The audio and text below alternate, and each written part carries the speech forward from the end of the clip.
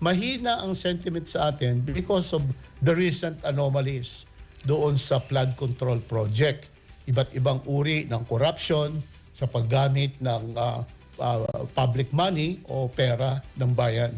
Kaya kung ating pagsasama-samahin ng lahat ng mga yan, kung hindi makikita ng mga tao na may pag-asa ang ating ekonomiya, kung makikita na yung sa ating external payments position ay mananatiling deficit, at pangatlo, kung walang decisive action ang gobyerno upang lapatan ng hustisya, katarungan, yung mga nagplunder ng public money, ay maaaring patuloy ang paghina ng piso.